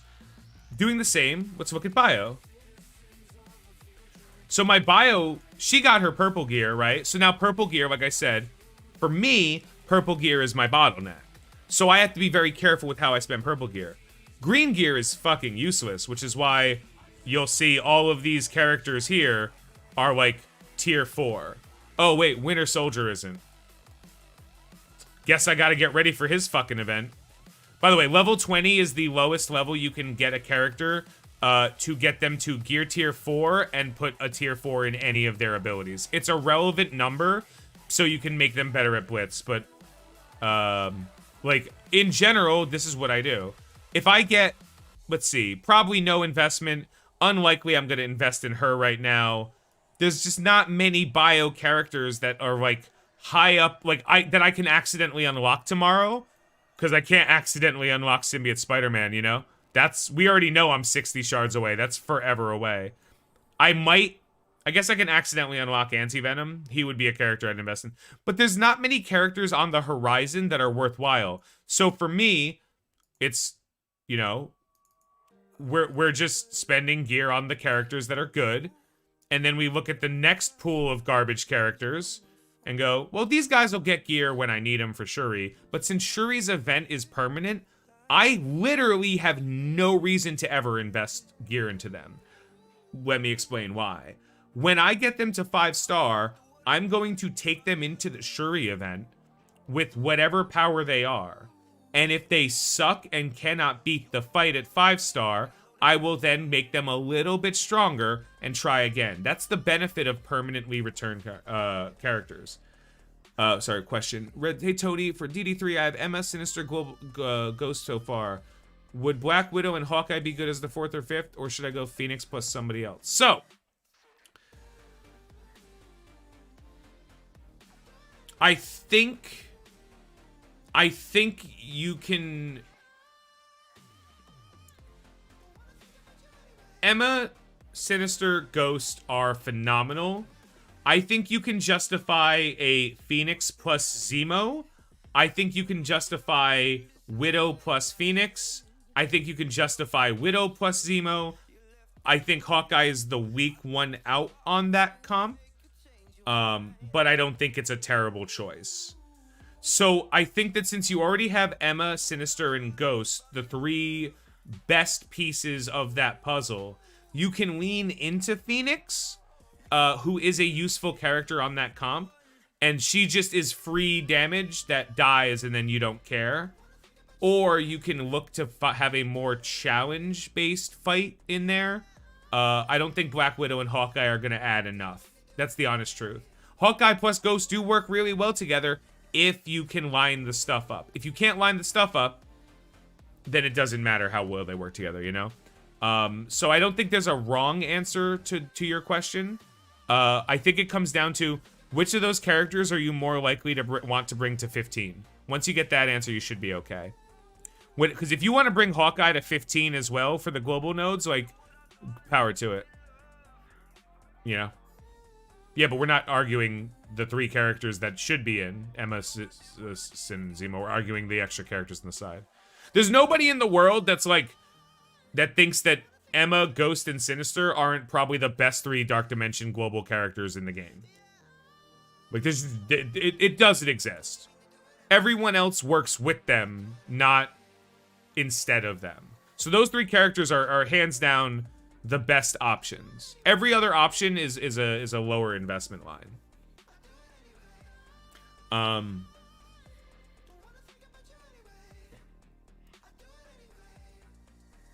Spend the reason for Ultron? Yeah.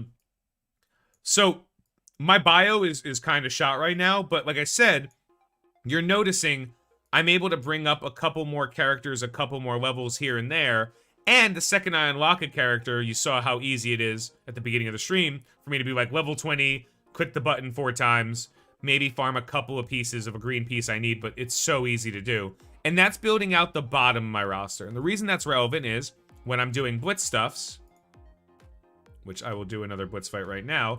When I'm doing blitz stuffs, my teams are winning low. So because I'm at a lower point in my rotation right now, because I'm still doing regular old blitz pre-sim, what I'm doing is I'm blitzing, right? I'm doing one rotation where I win. I go from the bottom and go up. Then I do another rotation where I start from the top until I lose and intentionally lose all the way back down. So my rotations for blitz on this account is win all the way up, win, win, win. And the first time I lose, I intentionally lose all the way down. Then win all the way up, then win all the way down. Then win all, you know, like win until I can't anymore and then lose. Now that's not the most efficient way to play it, but the truth is I can't be efficient. My roster isn't wide enough to start making really good teams. So I don't have that value yet. I don't have completed teams yet. I don't have power armor. I don't have Marauders. I don't have Black Order. I don't, even going backward, I don't have a Defenders team of any consequence. This is my Defenders right now. Honestly, it's probably better than the current Defenders. But like, you know, I don't have the team and I'm not going to fucking invest in them to get like 20,000 more blitz points over a month. That means nothing to me. That's not worth it. What is worth it though is, you know, getting any value out of what I can so I can get extra character shards. And I have been. There's a reason my Scream is almost unlocked. There's a reason my well, we don't talk about Nebula, but there's a reason why I have characters that are almost unlocked that shouldn't be unlocked. It's because there were blitzes that I was able to get a really good pull on. I was able to either complete all the milestones on or, you know, get reasonably high enough to get the value. And that's kind of where I'm at when it comes to investments and stuff.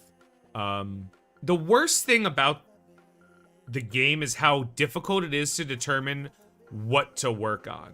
The number one best way to improve your character's power is gear. Sorry, red stars. But that's loaded. So the number one way to improve your character, you have character X, you want them stronger. What do? You put more gear into them. And that means you have to get them to certain levels to put the most gear. Level doesn't make a difference, but level unlocks the ability to unlock certain types of gear or put certain types of gear, so that's the best. Gear makes the character, gear is the highest impact investment you could put into a character, right? That is the deal. After that, it's red stars, but red stars only matter equal to your yellow stars. You don't have a 7 red star character if you only have 4 yellow stars. You have a 4 yellow star character. The red stars don't matter because you don't get points for them. You only get points for when they're unlocked. So yellow stars are relevant to a degree, like when you get to 4, 5, that's fine. But after that, 6 and 7 yellow stars, we're not talking about percentages that matter. You see the numbers. Like slightly higher red stars on a character or a team, stars on a character or team, doesn't actually make them better. And that 6th and 7th red star, they don't do much more than the 4th and 5th do to the character. What it does is it closes that gap at the top. So my Thanos on my main account is 7 yellow, 6 red, ISO 5, gear tier 15, max tier 4s. He's like 147k or something like that. Maybe 137. I don't remember. He's somewhere in that range. There's no there's no Thanos that's better than mine. That's the truth. There's no Thanos in the world that's better than my Thanos. We've all reached the point. All of the Thanati in the world are now. This is the line, right? Thanos is over this line, and Thanos is under this line. When they add gear tier 16 to the game, the line will go up a little bit, but it'll still be there. The strongest character in the game, and is the version of the character that does what it's supposed to do, right? Like that's it. So if you need Thanos to be holding in your arena defense, like, and someone with a weaker Thanos is holding your arena defense, like, better than you are, like, you know what I mean? Like, that shows you what it is. So that last little piece, those last little stars, they only matter for things like unlocking legendaries. And I would even argue that with very few exceptions in the game, it is less relevant for you to have a 7-star legendary character than it is for you to have a 7-star team capable of completing the campaigns or those specialty events. Like, I think that a 7-star mercenary team overall is a higher impact 7-star, you know, farming investment than getting the last 1,500 character shards on all of the X-Force so you can get the 7th star on Doc Ock. I just think that that team being able to get you that much gold every month means more than the 7th star on Doc Ock. That kind of thing.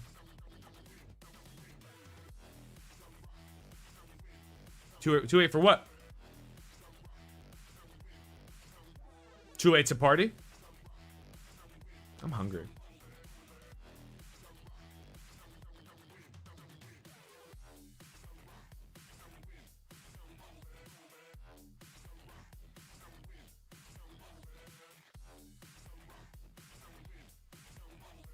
These guys will figure it out. Does that apply to a 7-star hand team? I think the hand event is the least impactful event because I don't believe that the hand event. We actually did the math on this years ago. Years ago, we did the math on this.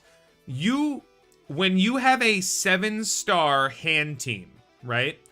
The investment required into your hand characters to beat the 7-star hand event, just the gear, to get like the purple gear that you get. I think it's called the Catalyst of Change or something. Catalyst, whatever. The gear requirement to put into hand, it will take you 4 or 5 attempts, 4 or 5 passes before you got the gear you wasted on them back from the event.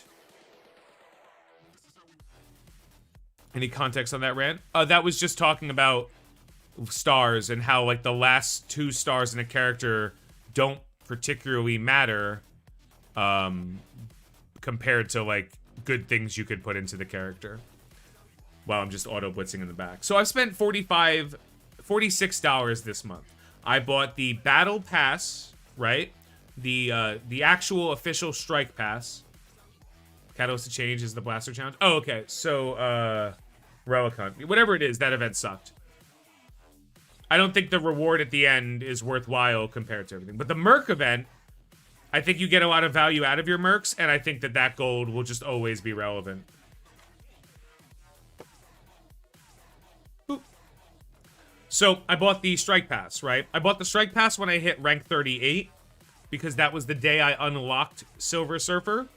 The level 1 tier Strike Pass in this game is probably the best value Strike Pass because the players who are eligible for it get the most out of it.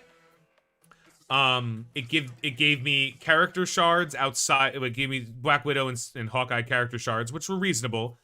I think it was an extra 100 or 80 of both of them. It was really good. And then it gave me a ton of energy, actual energy, and some gear orbs, and those stupid not milestone orbs. It's the other orb. Legacy 1 orbs. Which is exactly what a new player needs to kind of like boost their roster up. I think it was the best. The second Strike Pass has like red star orbs and stuff in it. Which is good because that's relevant to you as a player and into your roster. You want to have those. But it loses a lot of the value compared to the first one. As far as not just what is good in it, but what you want. For example, that Strike Pass 2 would rather have, just for the sake of the conversation, Mega Orb Fragments, Premium Orb Fragments, and probably a decent chunk of promotion credit. Not promotion credits, sorry, not yet promotion credits. The Strike Pass 2 would also want gold orbs, right? Like putting some decent amount of gold orbs in there. That's the stuff that would really come in. And then like you can have like every 10th level would be like 5 red star orbs or something. That's a Strike Pass that makes sense for there. And then of course Strike Pass 3, which is what I have on my main account, is absolute utter dog shit. It is quite literally poopy caca. Like it is nothing. There's no if Surfer wasn't in it, the thought of buying it would have been so far from my mind. Like it would have been right next to their QA department. That's how far away it would have been. Like that's how inaccessible that would have been to reality. Like it just couldn't possibly exist.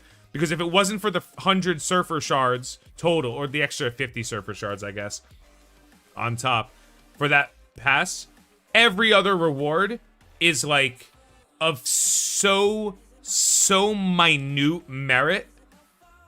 So like Orange Gear War Orbs, Orange Gear Raid Orbs, like those orbs don't have the gear pieces that I'm struggling with, so they don't matter. When I'm a new player, I'm struggling getting new characters. I'm struggling spending energy. I'm struggling hitting level cap. These are things I'm struggling with. They give them to me. When I'm in the mid game, I'm struggling filling out my red stars. I'm struggling building out my roster. I'm struggling hitting those caps. I'm struggling spending tier 4 ability materials. Those are the things that need to be addressed in that Strike Pass. And again, just for the sake of the Strike Pass, when I'm an endgame player, the only things I'm struggling for is capping out characters, right? Making characters max level, and progressing my red star formula. So they don't have to give me red star orbs. They got to give me a shit ton of promotion credits. Probably like 50 on top, 50 on bottom. Like 100 yellow promotion credits. Maybe like 25 of each. 25 gold on bottom, 25 on top. This way I could progress my red stars on characters more meaningfully. I need some degree of gold, but I actually don't need as much gold in endgame. Okay, that's not true. The amount of times I need gold is less. I still need the same amount of gold in endgame, but gold is huge. Gold is something that like they could be adding to those accounts without questioning. Specific armory orbs, armory 14 and 15. Those are orbs that are relevant to me as an endgame player, and they should be relevant to everybody. And the reason I would buy that is to get more of the good rewards. So to me, the Strike Pass, I might not even buy it on my main account this month. I'm definitely not buying it for Polaris because I have a 4-star Polaris.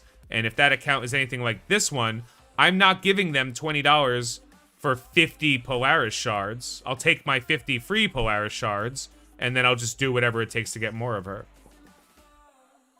You know? Yeah, and gear tier 13 pieces, but... You know, Casino used to say something that people just never quite heard, and I used to like laugh every time I heard him say it because it's super true. He's like, they give the players the exact amount of resources that they want the players to have. They're not forgetting. They don't not know. They're not out of touch. They literally don't want you to have more. They do it all the time. They do it all the time when you see an event come up and you're like, these rewards seem really low. You think they just picked a low number and then got mad at it? No, they give you nothing. They feed you shit and keep you in the dark like a mushroom.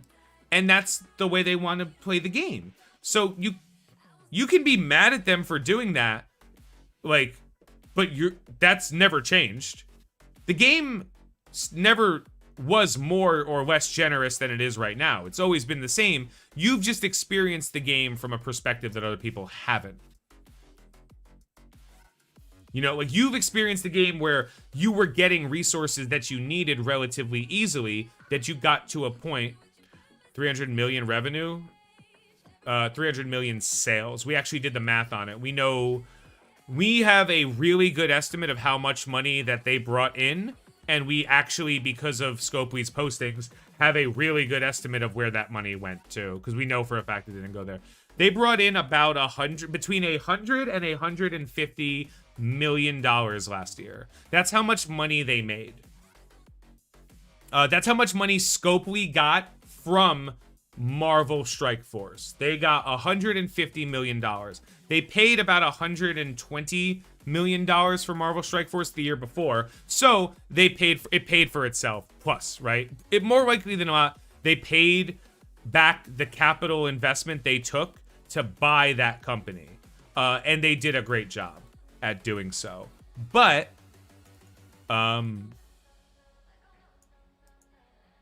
they're not going to change because they don't have to. Yeah, no, they had $300 million in sales. And those numbers consistently... Oh, it's great. They did phenomenally. Even ignoring that shit, $300 million in sales is great. It's good enough for them to be the 27th most profitable game last year. 27th most profitable mobile game last year. It might have been a little bit lower. I know it wasn't higher than 25 because I remember specifically noting that they didn't make that much. They didn't make as much as they should have. But, you know, just remember that Marvel Strike Force makes less money than Clash of Clans. And that's just something that you have. We actually made a commentary the other day about how all of the content creators, any content creator you see that has a YouTube video with more than 5,000 views probably makes more money than most of the employees at Scopely. Which to me makes me laugh a little bit.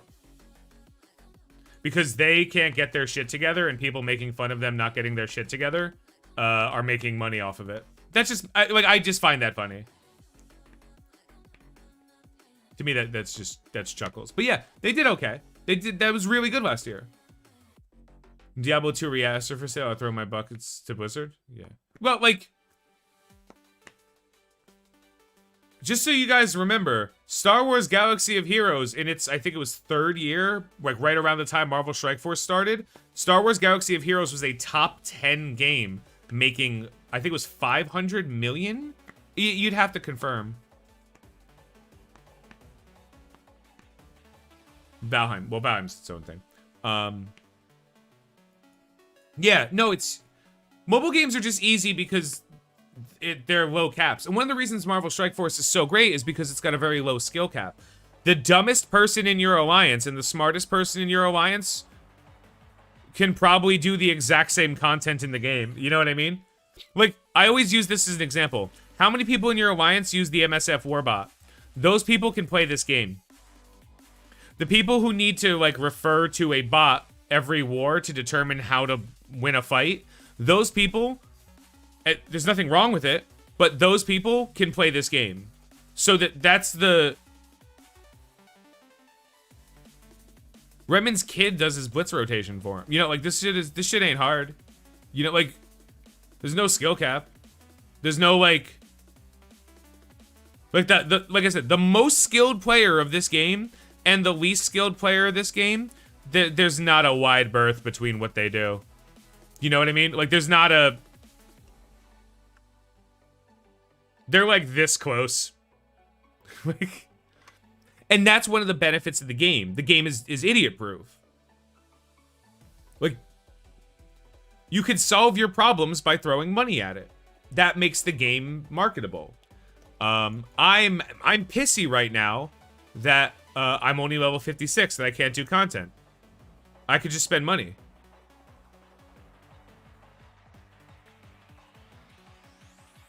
Trying to tell me there's no skill in clicking auto button on a raid node? Sir, I'm trying to tell you that if the highest skilled person in the raid and the lowest skilled person in the raid can take their astonishing X-Men in and click auto, that's it. You don't even need to know the character's kit. Honest to God, dude. You could just, all you need to know is someone to tell you, hey, who do I work on? Astonishing X-Men. K. Are you afraid to say pay to win? Why would I be afraid to say pay to win? Oh, the game is so here's the thing. The game's not pay to win. That's the beauty of Marvel Strike Force. This game is not pay to win.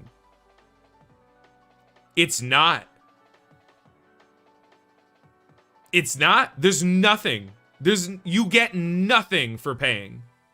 Nothing. You don't have more or less fun when you spend money.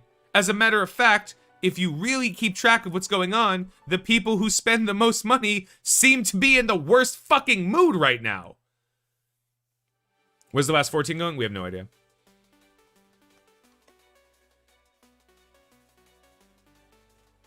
Yeah. Oh, yeah, but that's the point. This game is not pay to win.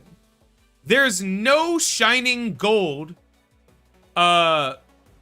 It's not. This game is completely and totally free to play. Give it a little bit of a casual spend feel to it. This game is just as good for casual spenders as it is for anybody else. The question is, okay, let me put it to you this way. What unique experience does the highest spender in the game have compared to a free-to-play player? Whoever spends the most money in this game, we don't know who it is, so we'll just take a guess. Anyway, what experiences in the game does the highest spender have compared?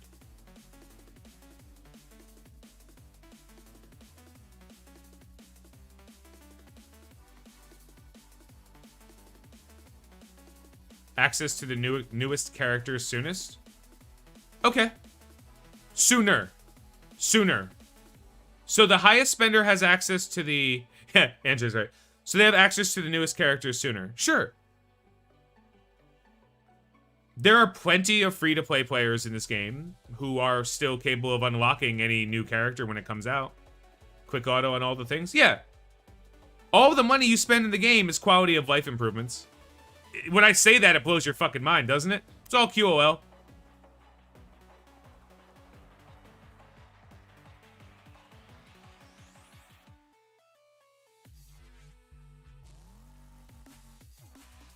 It's all QOL. The amount of money you spend in this game, and don't get me wrong, I'm not saying that, like, you couldn't do more with Remen's roster than you could do with your own. I'm not saying that. That's stupid. No one's making that argument. The point is, you can play in all of the same game modes. You could play in all of the same game modes. The only thing you're fighting is time. You won't be one of the first people to have Dr. Doom, but you're getting him. You'll get him. You'll get him just fine. Not nearly as long as people think it was. We went from 300 people having Doom 1 week. 1 week. We went from 300 people having Dr. Doom to 900 people having Dr. Doom. 5 days later, because I've been tracking it, we currently have like 1,700 people with Dr. Doom. From 900 to 5 days later, 1,700. Think that many more people are spending that much more money? No, time's passing. It's easier to accomplish these tasks. It's going to happen.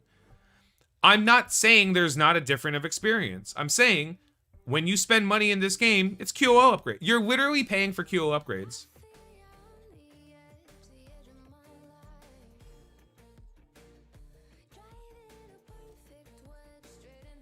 But you can't stop someone from having the... There's a reason why.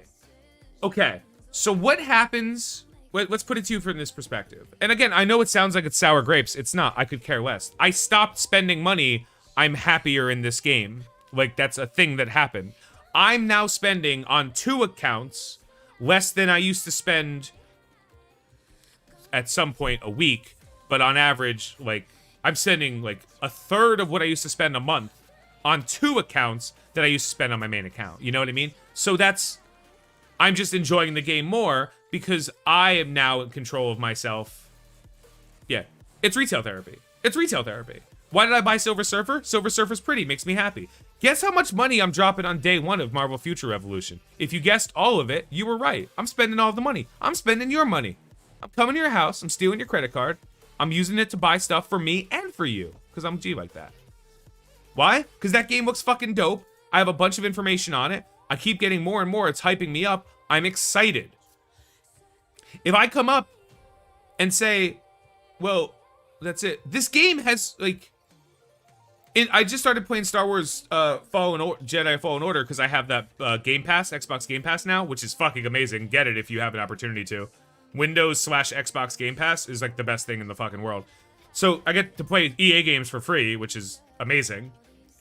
I get to play EA games and none of my money goes to EA. That's awesome. Sold. So like I was playing Jedi Fallen Order, and like they're like, hey, do you want to buy a color custom character? Like, do you want to... I'm married, wife already has it. Got it, man. You got me. Yeah, kids, steal their lunch money. I'll sell them magic beans. I'm actually not even kidding. I don't have beans. Future Fight game is the Dota one? No. The Future Fight? No, that's Super War is the Dota one. Future Fight is a weird, like, ARPG. Future Revolution is a open world MMO. I have a lot of information, but I'm specifically not giving it out yet because I need to hype up stuff on my second YouTube channel, which is coming, which I'll advertise next week after I finish some stuff. But when you spend money in this game, you don't get anything. You get faster than somebody else would have access to something. But there's nothing that being, like, when you finish the #1 alliance in war, you get more of a resource than everybody else gets. Not a resource, more of a resource. When you finish top in a raid, you get more of a resource than everybody else. But that happens everywhere. If I come in first place in my U7, I get more than everybody else in my alliance. But I don't get as much, you know, as the people who get last place in 30% of Doom Raid. The experience is what changes. The game itself doesn't. It just takes longer. It could take days or weeks to do stuff that people willing to spend. Let's use Emma. I always use Emma as a great example. Oh no, you know what? Screw it. Nobody in the game right now has a Silver Surfer that they didn't pay for, correct? It's impossible for you to be here, right? And you have to be here to unlock him. If my math is right. So nobody is here. I guess, very technically speaking, you could core your way to it. So... I'm not correct, but like nobody who didn't buy Silver Surfer, you're paying to play the game less. That's fair. Yeah, I told you it's QOL. Every dollar you spend in Marvel Strike Force is a QOL update that you pay to do something less. So right now, nobody except maybe a few people who thought it was worthy of coring have Silver Surfer yet. Okay, so we are in the 3rd week of the Strike Pass. Yeah, and Surfer was released about a week before the Strike Pass. So we are 1 month into this game. And the separation is as follows. Free-to-play players, or people just not willing to buy Surfer, are going to have Surfer in the next week or so, right? Well, 11 days. They're going to have Surfer in the next 11 days, give or take, right? So A month and a half? A month and a half. People who bought Surfer got Surfer a month and a half ahead of time. Isn't Blue Iso be coming out? Yes. Soon. It was supposed to be out already, so I don't know where they are. But another thing that happened with symbiotes, they lose half of their usability before Anti-Venom and Scream became farmable. They lose half their usability before Avian. Yeah, as a matter of fact, there is a lot of times where, like, as a free-to-play or casual spender, you don't get bilked. Think of it like this. Raise your hand if you didn't, like, invest in the Skilletary team.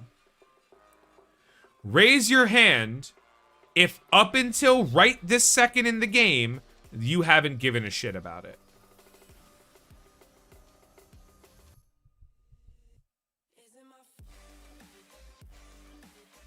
You can't get bilked, you know, if you're not spending a lot of money. You can't get shafted. Why should I spend my free-to-play cores? Oh, I don't know why you would. I'm just saying how many have. Could you? Whatever. Is it okay to? Yeah, it's probably fine. You want to spend 200 cores to get Surfer a day earlier. Or if you want to spend 200 cores to not worry about, like, doing whatever. I don't know. I don't know what your math is. I don't know what your money is. Yeah, I can't imagine it's many people. You know what I mean? I can't imagine it's many people who are like, Skilletary, go. When you're a casual player, when you're a casual spender, when you're a free-to-play player, you really just don't get screwed that often. You just don't. Like, because you can't guess wrong. How many people guessed that Moon Knight was the best character on the, you know, on the Shadowlands team? And they're a fine team. Shadowlands are a fine team. You know? But, like, my Shadowlands team, I didn't buy either of them. My Shadowlands team is still beating up on them. So, like, can I beat a 700k team with my Shadowlands? No, probably not. Good thing I'm not fighting 700k fucking teams. I mean, that's not true. I do see them. Or I have another answer for 700k I think is more accurate. You know, like, I could beat a 500 or 600k team, though, with my Shadowlands on my main. Same thing with X-Force. X-Factor.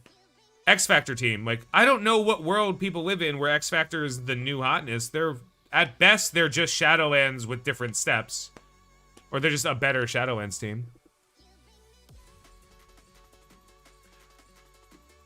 Sorry for asking again, but I'm interested in your thoughts on the Arena rework. You should have been in my video when I started streaming, because I went into it wrong.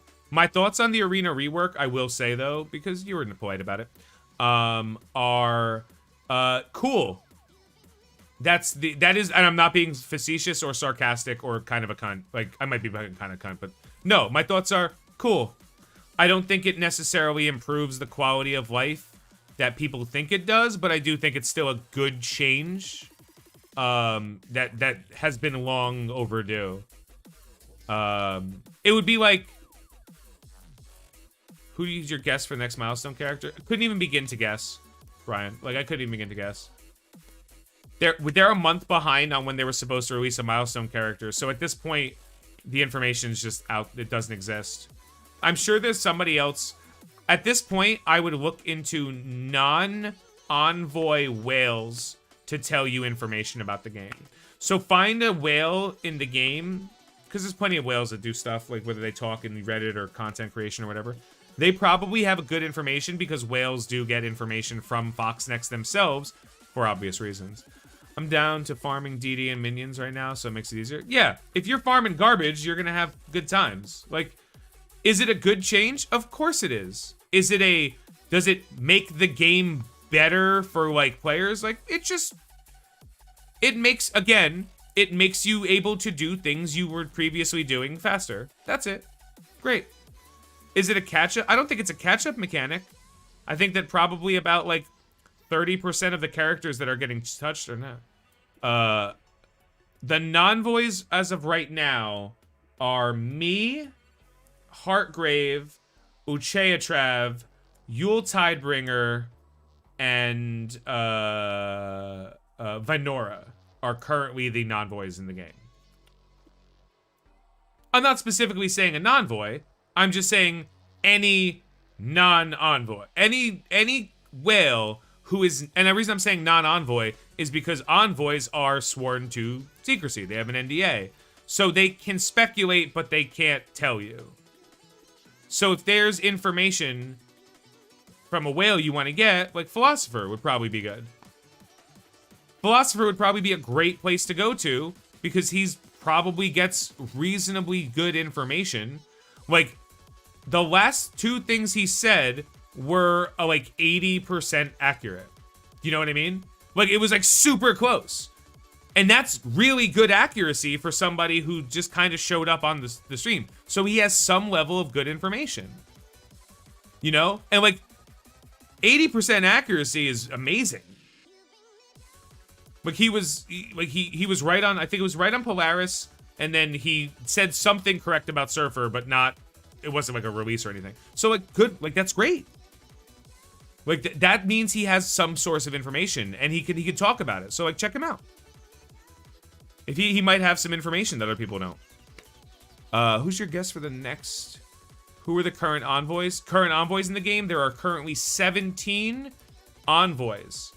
If you can name all 17 of the envoys, if he signed a non-disclosure agreement about ISO Blues, then he can't talk about ISO Blues. That doesn't mean he can't talk about, like, MODOK. You know what I mean? Like, they're unrelated. You don't, it's not a, like, you don't sign an NDA and then you can't talk about anything. Like, you sign about whatever. Yeah, I will literally give money to a person who can name all of the envoys in the envoy program. The reason I say that is because we can't, because there's no official information about that, and they don't promote their envoys, which is why the non-voy program exists. The non-voy program exists to promote content creators that don't want to be under the thumb of Scopely anymore. The only requirements are wanting to produce fun or informational content to the game, right? Be entertained. You just want to play the game. You want to have fun playing the game without having to worry about the specter of having a shitty goddamn company over your head telling what you can and can't say that doesn't actually matter because they don't know what they're doing anyway.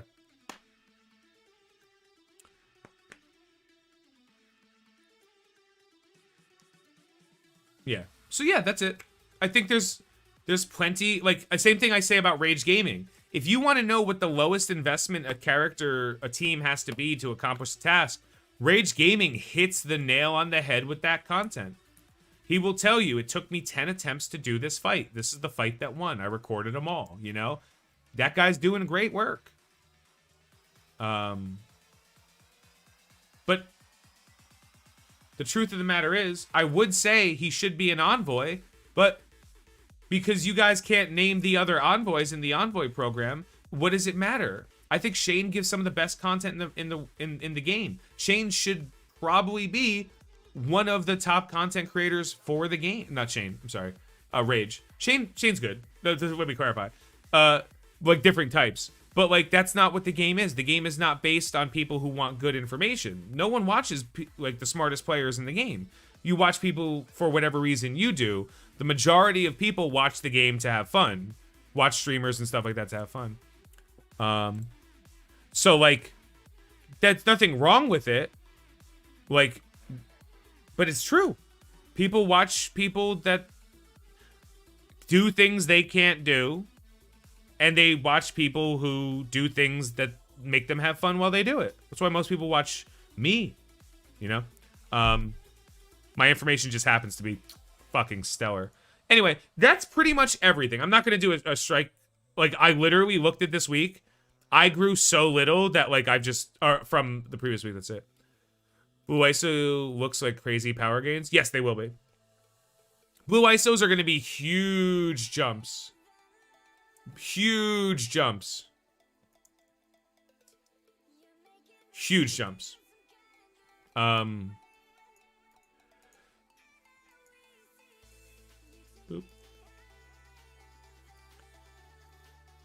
And then the last final thought on this is going to be, right now, as I've said, I'm in the blue gear bottleneck.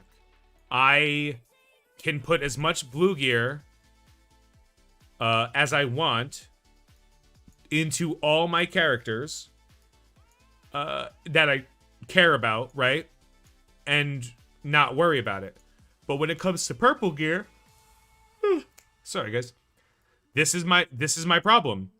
I can't access them enough. So I'm not in a bad spot. I'm not mad that I can't access these gear pieces, but I've slowed down dramatically from where I was up to this point because I can't bring my levels up. I can't make my characters stronger for any reasonable amount. The amount of money I spent this month, I bought these $24.99.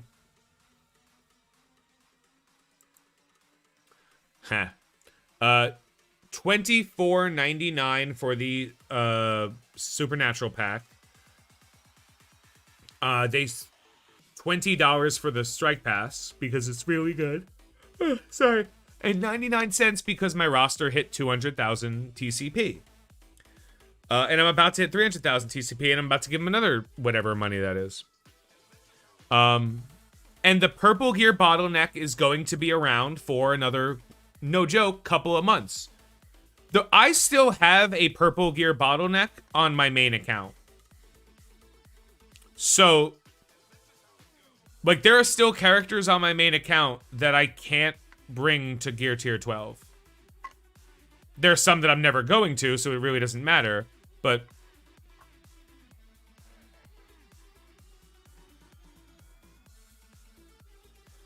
yeah, but endgame players are sitting on 60k plus credits. Yeah, I have like 40k plus. At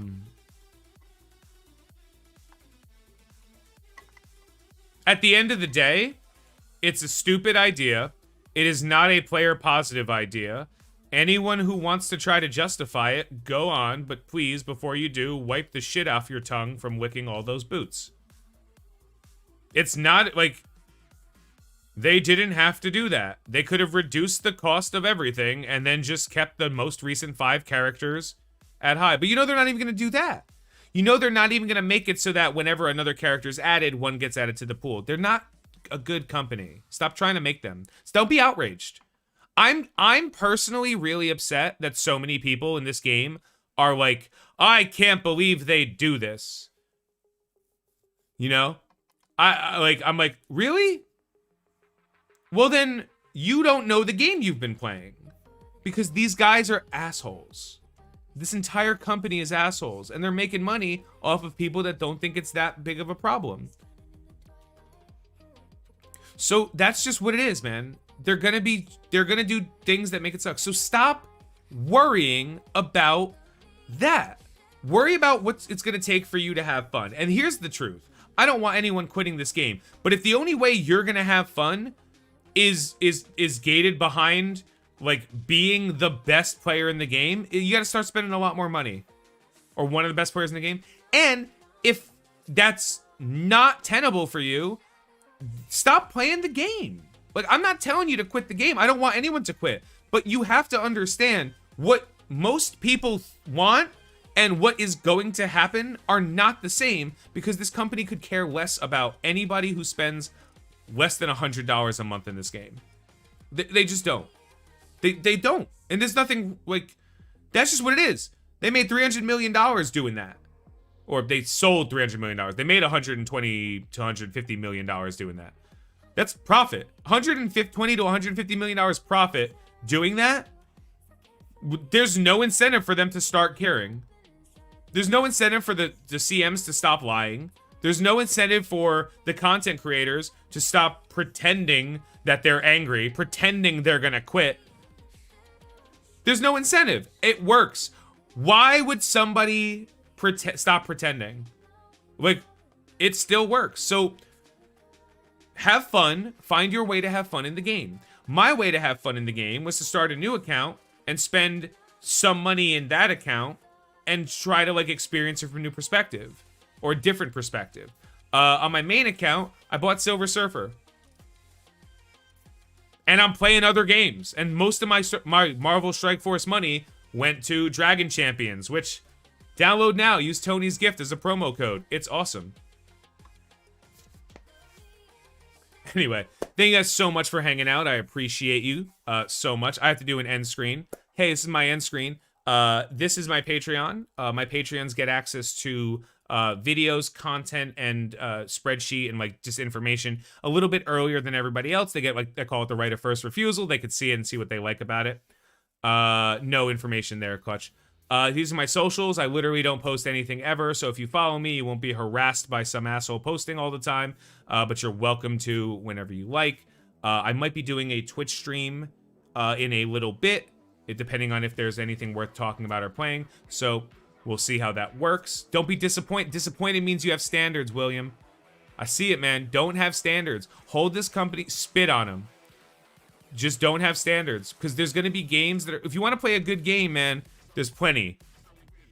But there's not a lot of good games that also have the Marvel IP, because as we found out with Avengers, Marvel Future Fight, Marvel Contest of Champions, Marvel Super War, Marvel Puzzle Quest, Marvel Ultimate Alliance 3, if you have the Marvel IP, you don't actually have to be good at your jobs.